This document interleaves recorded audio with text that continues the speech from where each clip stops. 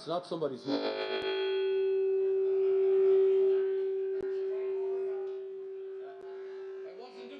Deputy Healy-Rae. President Biden, Taoiseach, Taoiseach, Minister Ryan, opposition party and group leaders, Secretaries of State Blinken and Vilsack, members of Congress, ambassadors, members of both houses, MEPs, MLAs, MPs, members of the Biden family and distinguished guests.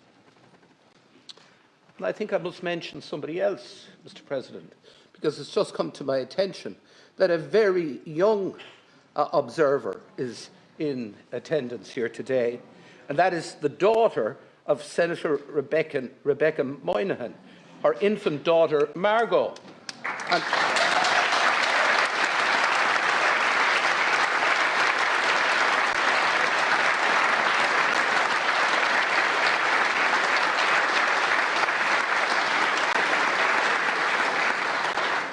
And I do suspect that Margot's attendance here will go down in family folklore for many years to come.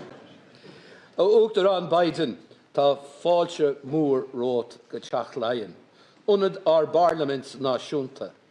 Is é lá stairiúil súntasach agus lá mór bród dúin go léir an lá seo. President Biden, you are most welcome to Leinster House, the home of our national parliament. This is a very proud and historic day for us all. It is a day we have looked forward to since your election as the 46th President of the United States just over 2 years ago. Today, you do us the honour of addressing our joint sitting. It's the 4th time the Houses have been addressed by a US President. Almost 60 years ago, on the 28th of June 1963, in a very different world and a very different Ireland, the late President John F. Kennedy addressed the Houses and inspired our people. It is particularly fitting, therefore, that you should address us so close to that important anniversary. Today we acknowledge the presence in Ireland of his grandnephew, Joseph Kennedy III, the new US economic envoy to Northern Ireland, and we wish him every success in the important role of supporting peace and prosperity that you have assigned to him.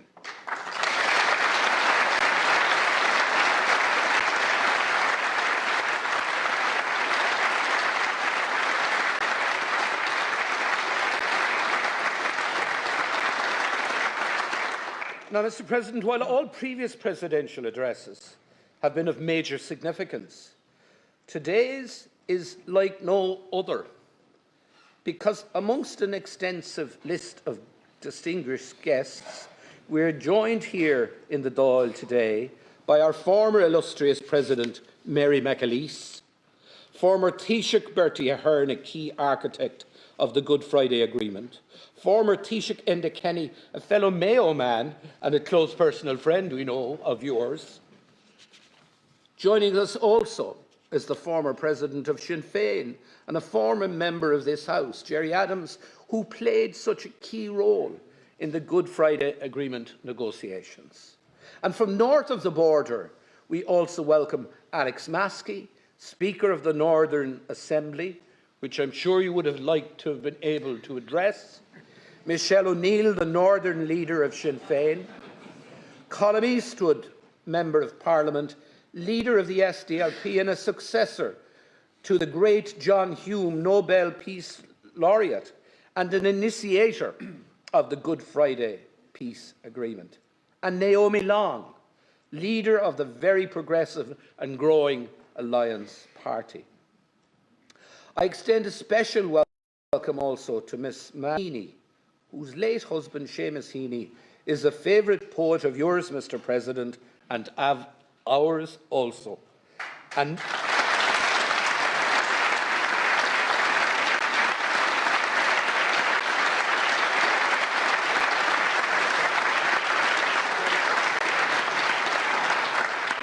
a Nobel Prize winner and one of our great literary treasures. Seamus would have been 84 today, and I'm sure he is looking down on us with his glasses nestled between his fingers and a hint of a smile on his face. From the diplomatic corps, I warmly welcome the US Ambassador, Claire Cronin. Thank you for sending her to us. And her Irish counterpart.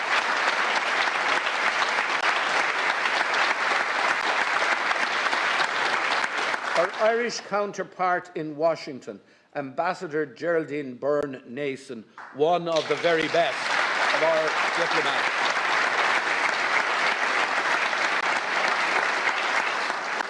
These two outstanding women have done our two countries proud.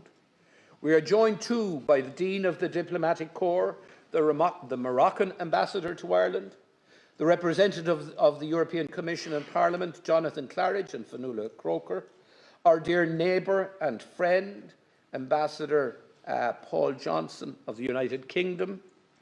But may I extend a very special and warm welcome to the much-admired Ukrainian ambassador to Ireland, someone who has become incredibly well known to all of us, Larissa Garasko, who above all else represents the nearly 80,000 displaced Ukrainian citizens now resident in Ireland.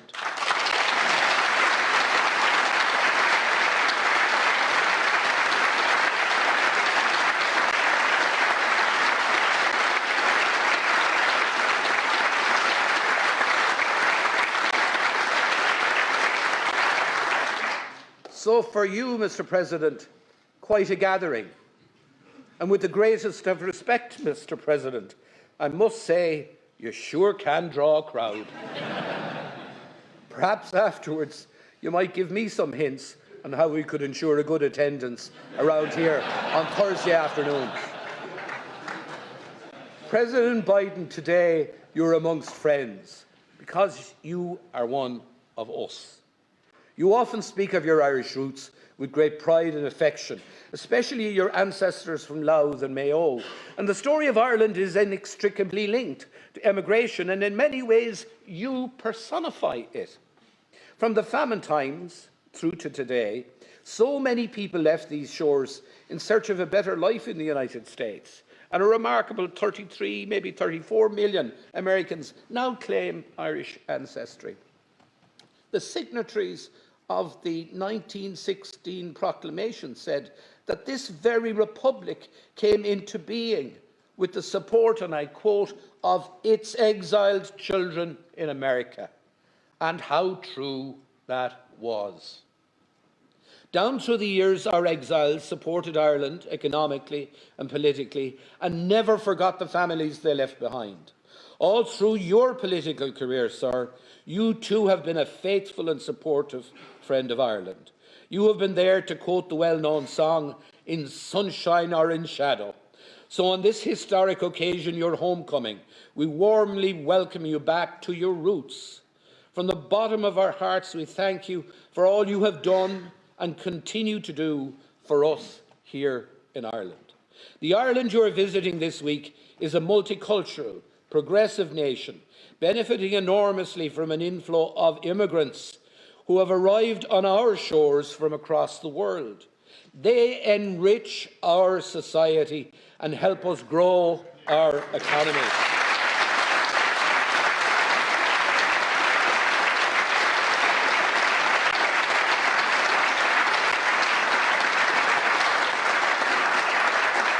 Just like the Irish did, and many other nations in the United States in years gone by. They also challenge all of us, to be better than we are and better than we think we can be. Our two countries enjoy a warm, close and mutually beneficial relationship. It has been an enduring relationship built on shared values and shared economic interests, as well as a passion for politics and a love of culture, matters that you have highlighted, Mr. President, frequently. Economically, Ireland has benefited immensely from US investment, which supports over 370,000 jobs in Ireland today. As a result, we now have thriving technology, healthcare and financial services sectors. Less spoken about, however, Mr. President, are the 650+ Irish companies that operate across all 50 states of the Union, employing over 100,000 people, and the fact that Ireland today is the 9th largest source of foreign direct investment in the United States. Long may this bilateral investment continue. Ska abhaile a Warren Nadini.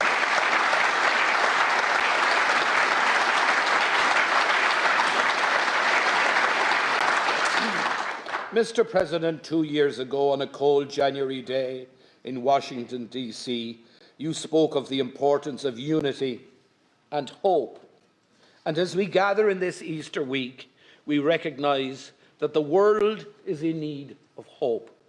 Hope for those affected by war, hope for those suffering from hunger, and hope for those in the face of the existential threat of climate change.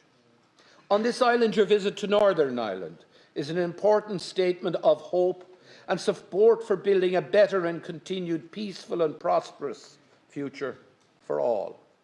We thank you for your unstinting and constructive support for the Good Friday Agreement over the last 25 years, and for your continued close engagement, which you demonstrated so powerfully this week. Friends and colleagues, politics, despite what the cynics might say, is a noble profession.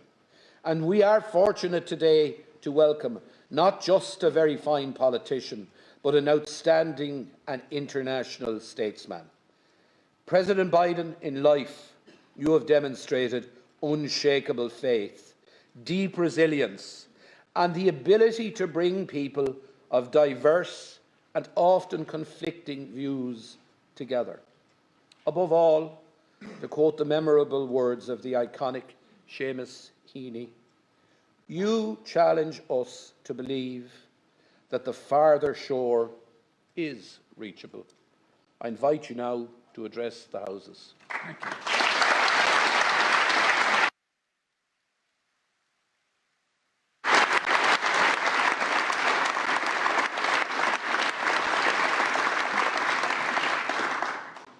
Well, Mom,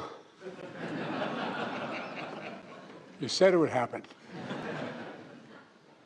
And Margot, I apologize to you, little baby girl.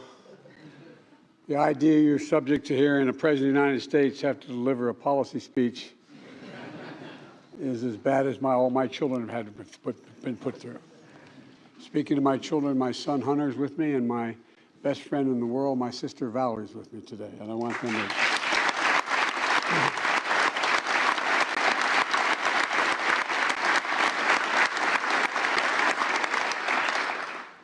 As the proud son of Catherine Eugenia Finnegan Biden, well, you knew I'd be coming.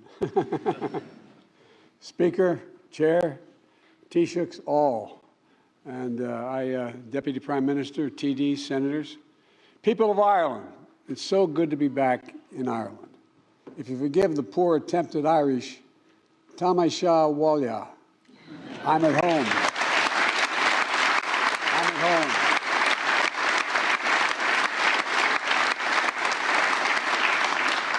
I only wish I could stay longer. But I always have a little bit of Ireland close by, even when I'm in Washington. In the Oval Office, I have the rugby ball signed by the Irish rugby team, the ball the team played when they beat the All Blacks in Dublin in 2021.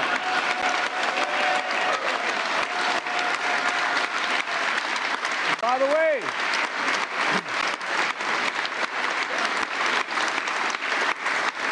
my cousin, one of Ireland's greatest rugby stars, Rob Kearney, brought it to D.C. on St. Patrick's Day in 2022 to give me. And I didn't play rugby except when I was out of law school, and I didn't play it very well. We played in a rugby club, but I did play American football and a few other sports, but I realized that, you guys are all nuts. But the interesting thing is, I'd rather have my children playing rugby now for health reasons than I would have them playing football. Fewer people get hurt playing rugby, and you have no equipment. You have 280-pound guys like we do, and you just don't hit each other in the head very often. And, but anyway, all kidding aside, in 2016, I came to Ireland as vice president, bringing most of my family with me. My sister Valerie, my brother Jimmy, my daughter, and my 5 granddaughters and grandchildren. My granddaughters are crazy about me, I might add, because I talk to them every single day. I send them a note. Together, we explored our family history, visiting the Cooley Peninsula, where the Finnegans' ancestors earned their living on land and in sea, and walking the streets of Ballina, where my great-great-great-grandfather Blewett lived with his family before relocating in 1851, eventually settling in my hometown of Scranton, Pennsylvania. Yesterday, I returned to County Louth, where I toured the Carlingford Castle, likely one of the last glimpses of Ireland my Finnegan ancestors saw as they gazed on their way out in what in those days was referred to as a coffin ship. And they sailed out of Newry in 1850. I wasn't going to say this, but I'll say it anyway. The idea was, I later learned from the Irish Times, they did some little background check, and my good friend Barack Obama, and he is my good friend, his grandfather was a shoemaker like mine, sailed 5 weeks earlier from the same port. The idea they both sailed for a new life and thought their grandchildren, their great-great-grandsons would both be present, I think is really a little bit of Irish malarkey. But it's kind of interesting, isn't it? Tomorrow, I'll also revisit County Mayo and remember the history and hope and the heartbreak my Blewett ancestors must have felt leaving their beloved homeland to begin their new lives in America. I say all this not to wax poetic about bygone days, but because of the story of my family's journey and those who left and those who stayed is emblematic of the stories of so many Irish and American families, not just Irish-American families. And these stories are the very heart of what binds Ireland and America together. They speak to a history defined by our dreams. They speak to a present written by our shared responsibility. And they speak to a future poised for unlimited shared possibilities. So today, I'd like to reflect on the enduring strength of the connections between Ireland and the United States, a partnership for the ages. It begins in our shared history, dating back to the very founding of the United States. The Irish hearts that helped kindle the torch of liberty in my country and fire its revolutionary spirit. The Irish blood from across this island that was willingly given for my country's independence. The Irish hands that laid the foundations of a new kind of future, one from the bottom up and the middle out, one built on freedom. You know, the great waves of immigration that brought our ancestors to the United States in succeeding decades carried millions more Irishmen across the sea. Most of them arrived a little more than with hope in their hearts and strength in their dreams and beautiful memories of an emerald green isle, a home they would never fully leave behind. I've never met an Irishman in America who doesn't think he will hope he could see Ireland someday. You know, their sweat is soaked with the foundations of communities across the nation, all across America. You can't go anywhere and not find it. By the way, Tip O'Neill, the former Speaker of the House, used to say that he'd have a reception for all the Irish in the Congress, the House and the Senate, and all those who wish they were Irish. And everybody showed up. Look, the journeys of our ancestors expanded our horizons and literally excited our imaginations. They became the untiring backbone of America's progress as a nation, even as they endured discrimination and they were denied opportunity. I'll tell you a story. I was campaigning for president, and I was out in Colorado, and I was with a man whose family had been, he was a former senator, a man whose family had been in the United States since the conquistadors for generations. And there were a whole lot of people standing across a refurbished rail station in eastern Colorado. And there was literally 10,000 people on the other side of the track waiting to hear me speak. And he kept saying, "Now, Joe, remember, these people are not, these are my people. They're Hispanic. They're not used to being taken. You got to show respect and serious." I said, "I understand." And he kept it up. Finally, I turned to him and said, "God's truth, this refurbished train station, okay? It had like linen kind of wallpaper on it. And about every 20 feet, there was a brass plaque that's saying, 'No Irish allowed.'" I said, "I get it. I get it. But it's history that speaks above all to the values that sustain these people throughout their hardships in their lives. Freedom, equality, dignity, family, courage. My mom used to have an expression that, Joey, courage is the greatest virtue of all. For without courage, you can't love with abandon. Without courage, you cannot love with abandon. These are the values that were handed down generation to generation in my family, grafted onto the American character, tended as they transformed an entire nation. Like so many countries around the world, though perhaps more than most, the United States was shaped by Ireland, and that's not hyperbole, that's a fact. And the values we share remain to this day the core of our historic partnership between our people and our governments. As nations, we've known hardship and division, but we've also found solace and sympathy in one another. And just 4 years before we issued our Declaration of Independence, Benjamin Franklin came to the Irish Parliament and declared and described it as, I quote, disposed to be friends of America, end of quote. And turn to the text of Ireland's 1916 proclamation, displayed mainly in the main foyer of this building, draws on the support of Ireland's exiled children in America, the quote, draws on the support of exiled children in America. We're nations that know what it means to persevere for freedom, to brave a civil war, to toil in the vineyards of democracy. And that's, again, not hyperbole. It's a fact. It's a fact. It's not just the hope, but the conviction that better days lie ahead that has brought us along. We have the power to build a better future. 60 years ago, as referenced, the first Irish Catholic president of the United States made a historic trip here, speaking to this assembly and capturing the imaginations of Irish and Irish-American families alike. When John Kennedy addressed Parliament, he honored the more than 150,000 Irish immigrants who joined the Army of the North during America's Civil War. And among them, 1 or 2 of them were my relatives as well. They signed up in a new land to stand for old values, to defend freedom and the dignity of all people. Think about this. Name another country, and whatever their language is, that use the word dignity as much as we Irish use the word dignity. It matters. My dad used to say, everybody, Joey, everybody. And he meant it. Is entitled to be treated with dignity, no matter who they are. President Kennedy honored their courage and sacrifice by presenting to this body the flag of the Irish Brigade, which hangs out here to this very day. Likewise, I was honored to receive an Irish flag from the Taoiseach during the recent St. Patrick's Day celebration in Washington.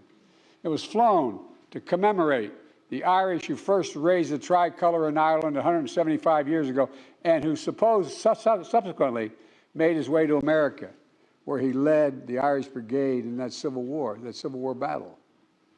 These liked symbols, holding a place of honor in Leinster House and the White House, embody a century of history between our countries. Connections that irrevocably have shaped the understanding of the world and our hope that we put in it. Our history reminds us, our history, ours, yours and mine, reminds us of the responsibilities we have to the present, that should be the present, to the hopes of our ancestors, to the expectation of future generations. Because we know what it means to fight for democracy. Today, Ireland and the United States are standing together to oppose Russia's brutal aggression and support the brave people of Ukraine. I spent many days in Ukraine.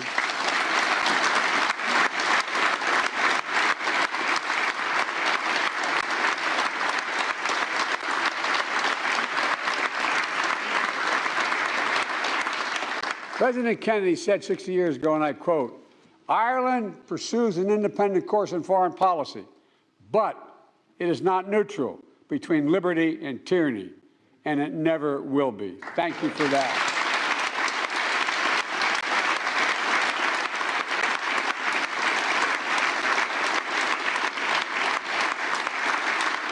Over the past year, Ireland has proved him right. The Speaker said Ireland has stood proudly with the United States and partners around the world for liberty against tyranny. Ireland has committed more than 170 million euros in non-lethal aid to Ukraine, including vital protective gear, medical equipment, humanitarian support, and aid to minimize the impacts of war on food insecurity and child malnutrition. You don't forget, you have memories that go deep. And as a member of the European Union, Ireland is working together with the United States and other partners to hold Russia accountable for its actions, including through significant sanctions and export controls. I've known Putin for over 25 years. Putin thought the world would look the other way, was confident he would break NATO and the European Union. The unity of Western nations would fracture and fall at the moment of testing. That's what he thought. But he was wrong.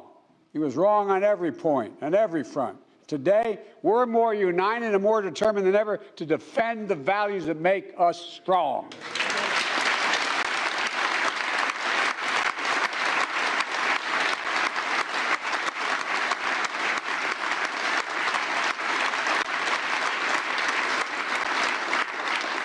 And I want to sincerely thank you for Ireland's vital leadership last year in the UN Security Council.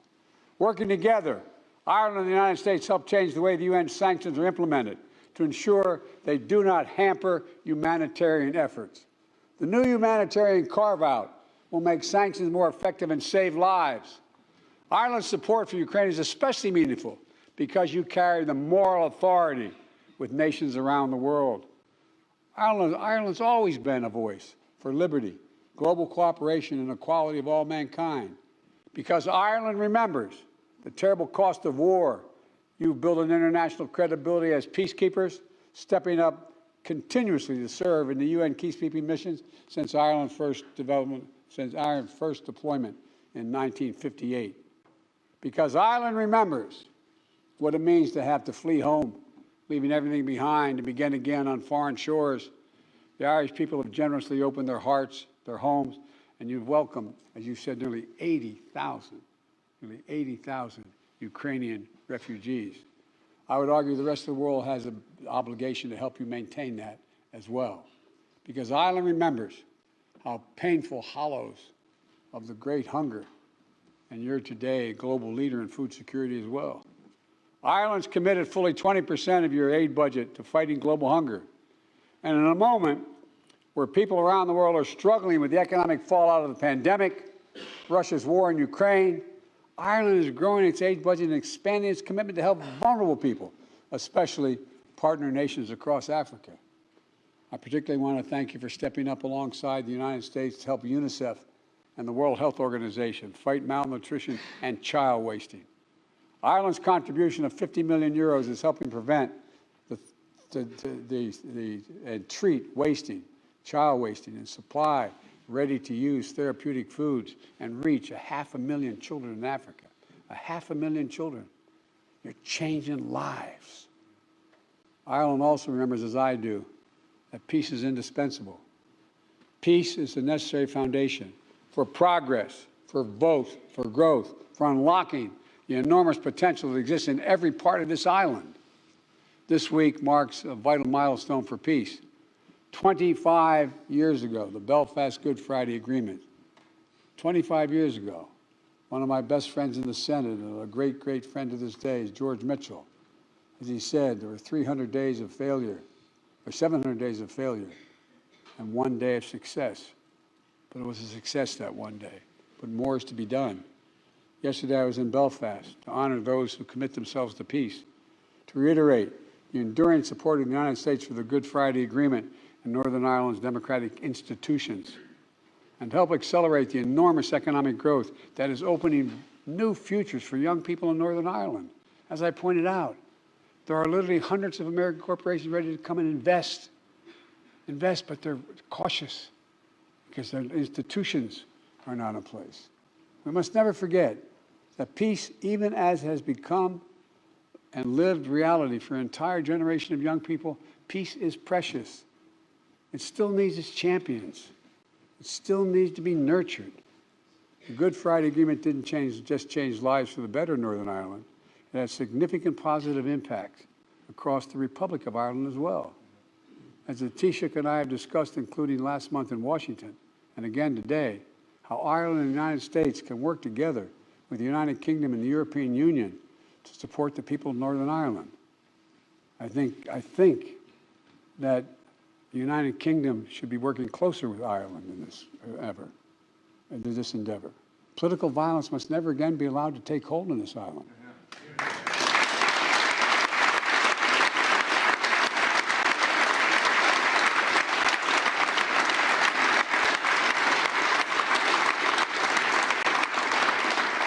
Presumption me to say from the United States, but that must be the goal which guides us in all our efforts.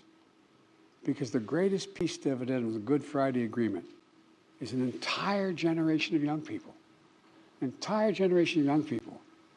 hearts have been shaped not by grievances of the past, but by confidence that there are no checkpoints on their dreams. They're writing a new future, a future of unlimited possibilities. For too long, Ireland has talked about in the past tense. We tell old stories of days gone by because it's good to remember. Stories of Irish grit and genius, saints and scholars, poets and politicians. And in the face of it, they're good stories on its face. Let's face it. But, as the poet Bolan wrote in her poem, Mother Ireland, she said, I've learned my name, I rose up, I remembered it. Now I could tell my story. It was different from the stories told about me. End of quote. Today, Ireland's story is no one's to tell but its own. But the United States will be your closest partner, your most dependable partner, and your most enthusiastic supporter every step of the way, I promise you. We've always been, and we've been together, and we're going to continue to grow our enormous economic relationship as a foundation for both our nation's prosperity. We're going to continue to strengthen our economies, building them from the bottom up and the middle out.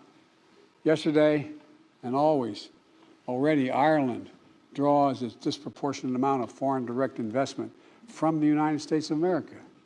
And the same is true for Ireland's investment into the United States of America, which is the ninth most significant investment of any nation in the world in America. You know, we share more than $1 trillion in bilateral trade and investment in 2021. More than 950 American companies, international companies, have international headquarters in Ireland, supporting hundreds of thousands of jobs. 700 Irish companies located in 50 states employ more than 100,000 people in the United States of America. And together, Ireland and the United States are building a future of greater economic dignity, one where rights of workers are respected and corporations pay their fair share.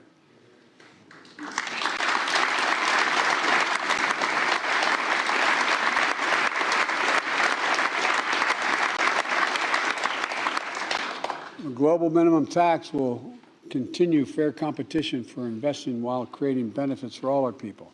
And I have no doubt that the thriving economic relationship between our countries is going to continue to grow.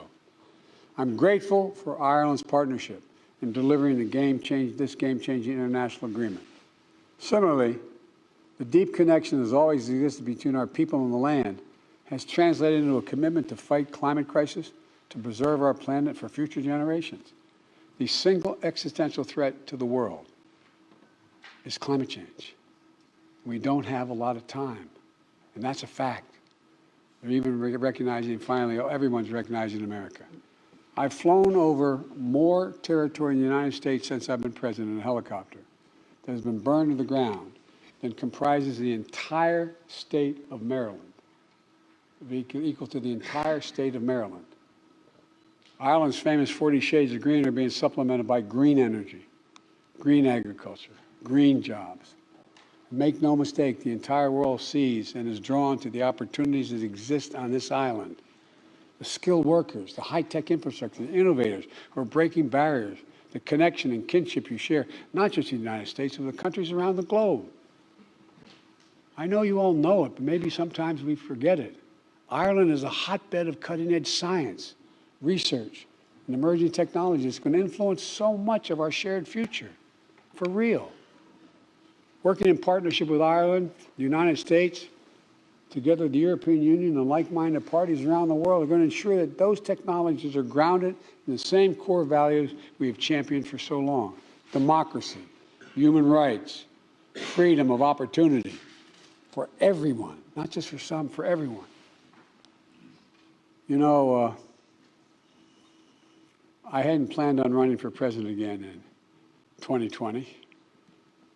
My son, Bo, had just died of stage 4 glioblastoma after coming back from Iraq after a year. He was the Attorney General of Delaware. As a matter of fact, he should be the one standing here giving this speech to you. But, you know, I started to write a book talking about how technology has always changed the world, and we were in an inflection point in the world. And the technology was changing so rapidly and things were changing so significantly that it wasn't so much who led any country, it was the changes that are just happening at incredible speed, incredible speed. Look what's happening with artificial intelligence right now. It holds enormous promise and enormous concern. Our world stands at an inflection point where the choices we make today are literally going to determine the future or the history of this world for the next 4 to 5 decades. Literally, not figuratively. We're at one of those points. I had a professor at school who said an inflection point is when you're riding down the highway at 60 miles an hour and you make a radical turn 6 degrees in one direction. You can never get back in the course you're on. That's where we are as a world. And as we meet these ageless struggles, they continue to cast a shadow on our world. Struggle between the rights of many and the desires of a few, between liberty and oppression. And I know I get criticized for saying this around the world, but between democracy and autocracy. It is a competition that's real. And we're called to this work just as every generation before us has been. In this moment, the world needs Ireland and the United States and our limitless imaginations. I've met more with Xi Jinping than any world leader has over the last 10 years. Over 91 hours of just one-on-one conversations, 68 in person. I've traveled 17,000 miles with him through Asia, primarily through China. He once asked me on the Tibetan Plateau, he said, "Can you define America for me?" This is the God's truth. I said, "Yes, I can, in one word." But if he asked me about Ireland, I could have said the same thing. One word: possibilities. We believe anything is possible if we set our mind to it and we do it together. This is the United States of America and Ireland. There's nothing beyond our capacity if we do it together. And we got to believe that. We got to know that, because that's the history of both our countries. This is about defending the values handed down to us by our ancestors, keeping the flame of freedom we inherited, the beacon that's going to guide our children and grandchildren. It's a struggle we're fit to fight together. Now, how is Ireland and the United States? Now is their time to meet every challenge together. I really mean this. To raise together, to rise up in our joys and our triumphs, to preserve together and persevere through sorrows and setbacks, to dream together over horizons we can't see, and to build together a future that may be, that doesn't exist, a future that can be. You know, as was mentioned, today's Seamus Heaney's birthday. And I was always quoting Irish poetry in the United States Senate over my career. It's a long career, 36 years. And my colleagues always thought I did it because I was Irish. That's not the reason. They're the best poets in the world. That's the reason I did it. And one of the best among them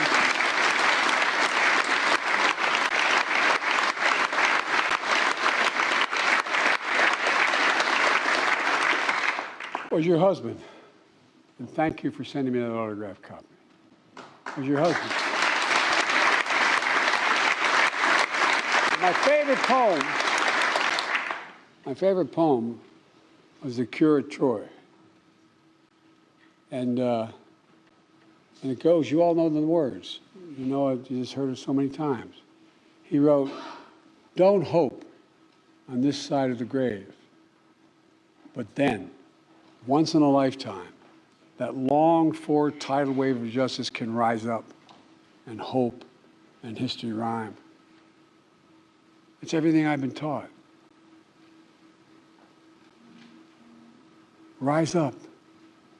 We've in the past made hope and history rhyme.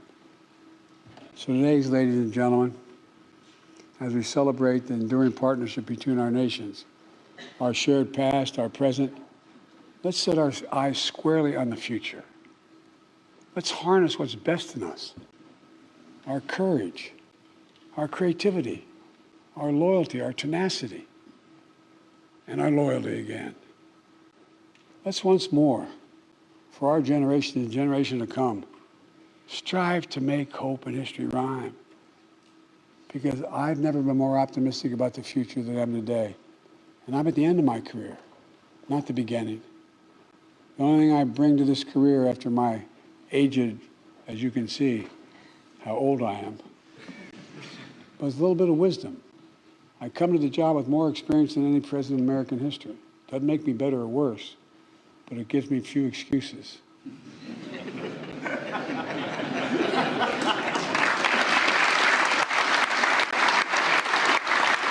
Folks,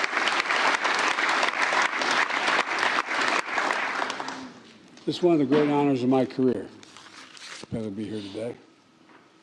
And I mean it from the bottom of my heart.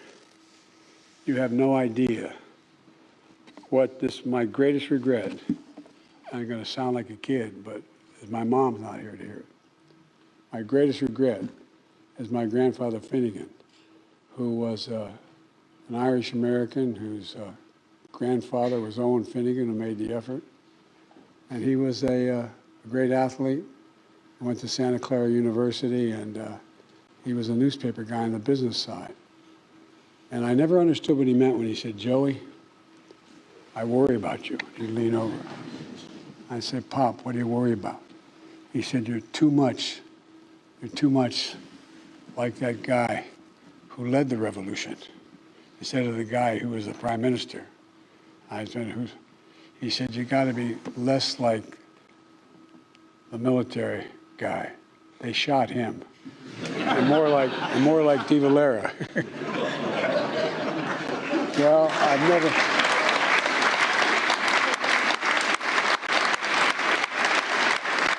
But, folks, I really mean it. We can do so much. We really we can. And it doesn't even break down on ideology.